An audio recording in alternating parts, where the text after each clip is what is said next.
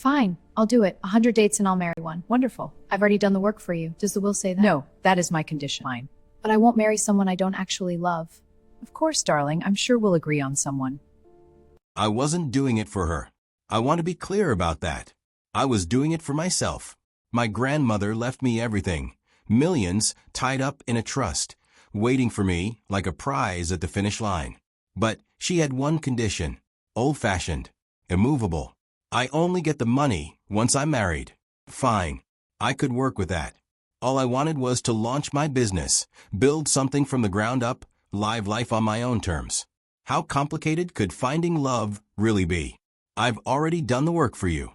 The top 100 wealthiest, most eligible bachelors in the country. You'll date every single one, and you'll choose a husband. Does it say anything about that in the will? No. That is my condition.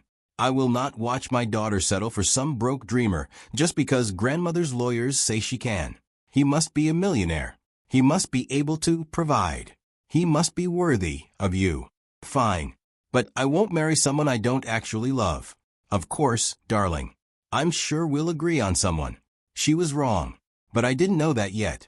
She slid the folder across the dining table like she was presenting a business merger. Leather-bound. Gold embossed. Thick enough to double as a weapon. I picked it up, opened it, and stared. 100 men, each one with a photograph, a net worth, a family background, and a list of assets. Some had yachts. Some had private jets. One apparently owned an island. An actual island. I flipped through page after page of sharp suits, sharper jawlines, and smiles that had probably never heard the word no in their entire lives. Your grandmother would be so proud, Mom said, clasping her hands together like she'd just solved world hunger. I closed the folder. They're ranked, she added. Start from the top. I've already booked the restaurant. Of course she had. I looked down at the cover. Top 100 eligible bachelors. Curated, filtered, approved. Every single one of them pre-screened by a woman who still believed love was something you could quality control. I should have been grateful. She'd worked hard on this. I could see that. But somewhere between bachelor number 4, hedge fund, Hampton's estate, 2 Ferraris, and bachelor number 11, tech billionaire, no known sense of humor, something quietly settled in my chest like a stone. I would do this. I would go on every single date, smile at every single man, and give this ridiculous process a fair and honest chance. But I would not, could not, hand my life over to someone just because his bank account cleared my mother's standards. That was her condition. Mine was simpler. He had to make me feel something real. 100 men, 30 days. Somewhere in that folder was supposed to be my future husband. God help me. I had genuinely believed, going in, that at least one of them would surprise me. I was wrong. Duke Edward arrived 12 minutes late, sat down without apologizing, and spent the first 20 minutes explaining the offside rule. Not because I asked. Not because football came up naturally in conversation. He simply decided I needed to know. He drew a diagram on a napkin. An actual diagram. I smiled and nodded and died a little inside with every passing minute. That was date 1. Mr. Collins was date 3. Silver-haired, distinguished. The kind of man who probably looked exactly like this in 1987. He was perfectly lovely. He was also, conservatively, 30 years older than me. We both realized it at the same moment. There was a long, excruciating silence. He offered to set me up with his son. I told him that was very kind. We finished our water and pretended the bread basket was fascinating. By date 7, I had perfected my smile. Lips up, eyes engaged, absolutely nothing happening behind them. By date 12, I had memorized the ceiling tiles of the restaurant. By date 17, I was calculating square footage. The problem wasn't that these men were terrible people. Some of them were perfectly fine, polished, successful, exactly what they said on the folder. The problem was simpler and more devastating than that. Not one of them made me feel a single thing. No flutter, no spark, not even mild curiosity about what they'd say next. I'd sit across from yet another impeccable suit and feel nothing but the quiet, creeping suspicion that I was wasting everyone's time. I kept showing up anyway, smoothing my dress, ordering sparkling water, counting down. 83 dates to go.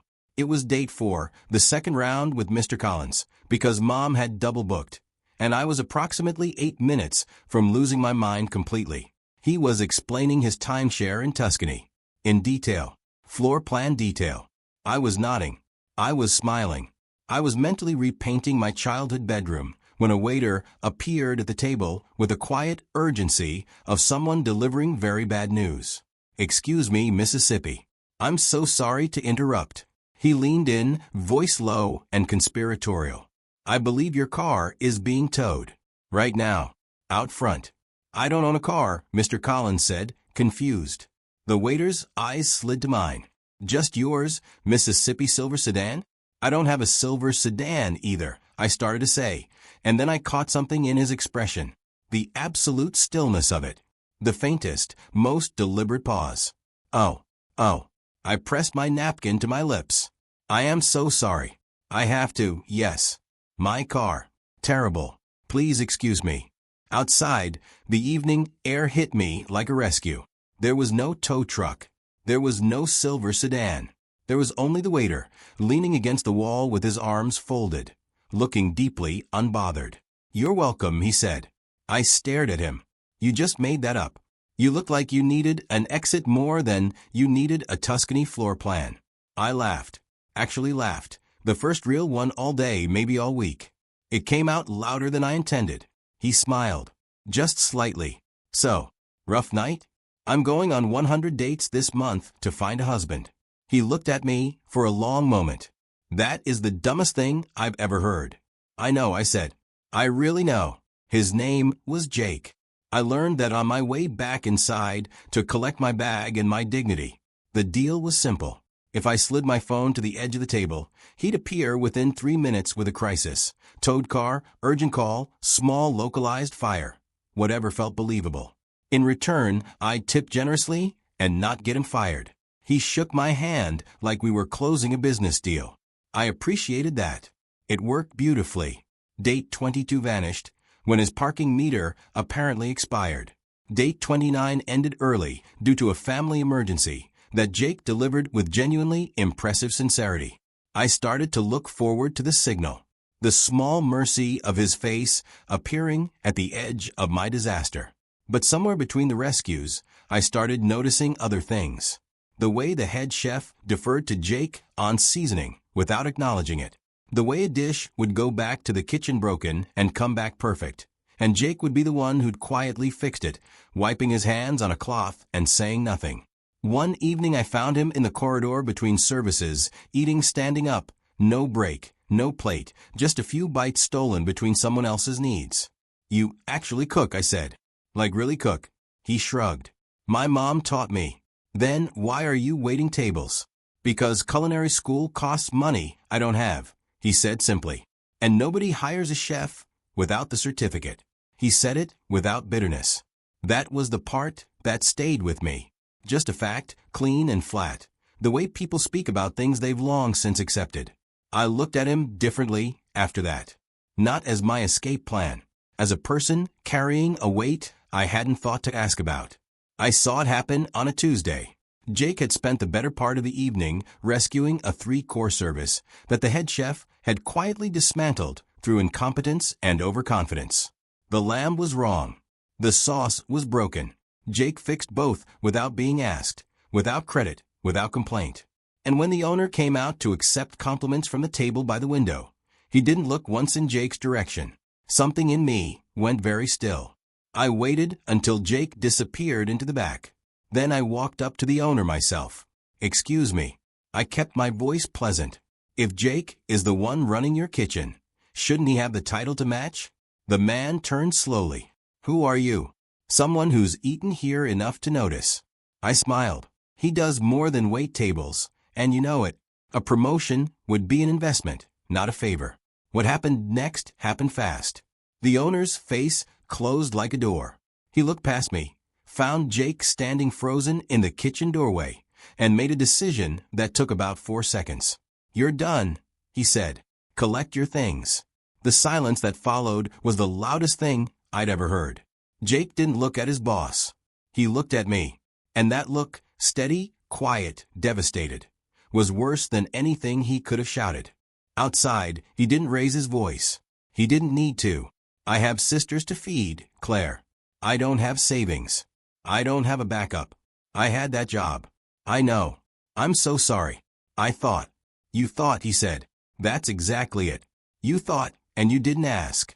He walked away. I stood on the pavement and understood, for the first time, the full weight of what I'd done. I didn't sleep. I lay on top of my covers fully dressed and stared at the ceiling and ran the numbers in my head. Not inheritance numbers, not date numbers, just the simple brutal arithmetic of what I'd done. One impulsive conversation. 3 minutes of misplaced confidence. And somewhere across the city, Jake was sitting with 2 sisters and no income and a silence where a plan used to be. By 7 in the morning, I had called 14 restaurants. By 9:26, I left my name. I explained the situation honestly. I asked if anyone needed a gifted cook who happened to lack a certificate. Most didn't call back. A few were kind about it. None of them helped. I got his address from a colleague at the restaurant who took some convincing. The neighborhood was quieter than I expected. Smaller. I sat outside in my car for a long moment, aware that showing up uninvited was exactly the kind of thing Jake had already accused me of, acting without asking. But I couldn't think of anything else to do. He opened the door before I knocked. Like he'd heard the car. Behind him, 2 young girls peered around his shoulders with identical expressions of frank curiosity. His sisters. They were younger than I'd imagined. The flat behind them was clean and careful and small in the way that means every inch of it has been thought about. Something cracked open in my chest. I'm so sorry, I said. And then, without meaning to, I started crying. He stepped outside and closed the door gently behind him, so his sisters wouldn't see. Then he stood there while I fell apart on his doorstep, patient and quiet and completely undeserved. Hey, he said finally. I know you meant well. That made it worse. And somehow, inexplicably, that made everything more real. I came back the next day with a plan. That should have been his first warning. Jake, I said, standing on the same doorstep, considerably more composed. I have an idea that solves both our problems at once. He looked at me the way someone looks at a weather forecast they don't trust. I laid it out quickly, before he could interrupt. He would pose as my boyfriend, wealthy background, good family, the kind of man my mother's spreadsheet would approve of. We'd date publicly, briefly, convincingly. Then we'd get married, quietly on paper. I'd claim the inheritance, split it with him, enough to cover culinary school, his sisters, everything. Then I'd buy the restaurant from his horrible ex-boss and install Jake as head chef. After a respectable interval, we'd separate amicably and get on with our actual lives. Clean. Simple. No one gets hurt. He stared at me for a very long time. This is still the dumbest thing I've ever heard, he said. I know. Will you do it? Another long pause. Then, against what I could only assume was his better judgment, he nodded. It worked faster than I expected. My mother adored him. He was warm and funny and just self-deprecating enough to seem trustworthy. I watched her soften over a single dinner and felt something I couldn't quite name, pride, maybe, or something uncomfortably close to it. The wedding planning started almost immediately. Venues, flowers, fittings. Jake's sisters were recruited as junior consultants and took the responsibility extremely seriously. And somewhere in the middle of all of it, the tastings and the table arrangements and the evenings that ran later than they needed to, I stopped thinking of it as pretend. I didn't say anything, but I stopped thinking of it as pretend. The problem with pretending to be happy is that eventually you forget you're pretending. 3 weeks into the engagement, I was waking up looking forward to the day. Not to the inheritance, not to the business plan, not to the finish line, just to the day. To Jake's sisters arguing over breakfast. To Jake texting me terrible food puns at odd hours. To the way he looked at me sometimes mid-conversation, like he was quietly making up his mind about something. My mother noticed. Not the lie. Not yet. Just the glow, which she attributed entirely to her own excellent shortlisting. Then one afternoon, she went very quiet over tea, set down her cup with the careful precision of someone who has just received information they need a moment to process. A man came to see me this morning. she said. A private investigator. The room temperature dropped several degrees. He was thorough, she continued. Jake's background, his finances, his flat, his salary, his parents, all of it. She stood. And then she said it, every word measured and cold. That Jake was nobody, that I'd been deceived, that the wedding was over, that the inheritance would be withheld until I came to my senses and chose correctly. Jake stood very still beside me. The humiliation of it was written across his face in plain language. Everything exposed. Every careful lie dismantled in a single afternoon. My mother turned to me and waited. The room waited. I looked at Jake, at this man who'd fed my bad ideas and forgiven my worst mistakes, and made me laugh in restaurant car parks, and never once asked me for anything I hadn't offered first. Then I looked at my mother. I choose him, I said. That's it. That's my answer. Nobody moved for a long moment. Then Jake exhaled, just slightly, just enough, and I felt the last pretend thing between us quietly dissolve. My mother left without another word. I didn't chase her. For the first time in as long as I could remember, I let something go without a plan for how to recover it. It was terrifying. It also felt, underneath the terror, like the first honest thing I'd done in months. We had no money, no restaurant, no inheritance. What we had was Jake's talent, my stubbornness, and Mr. Collins, who, as it turned out, had been quietly looking for a restaurant investment ever since I'd mentioned the idea to him on what felt like a lifetime ago. On a terrible date that ended in a car park and changed everything. He called me 2 days later. I hear you're in the market for a kitchen, he said. We opened 4 months after that. It was small. 12 tables, a short menu, a chef who cared about every single plate that left his kitchen. Word moved fast. The kind of word that can't be manufactured or marketed, just earned night after night, by food that tasted like someone had made it for a person they loved. Jake, behind his stove, was a different person. Settled. Certain. Exactly where he was supposed to be. I watched him from across the dining room one evening and felt something so uncomplicated it almost surprised me. Just happiness. Plain and full and entirely unscheduled. My mother came for dinner on a Thursday, unannounced. She ate everything, said very little, kissed my cheek on the way out, and pressed an envelope into my hands. It was the inheritance. Every penny. You found something real, she said simply. That was always the condition.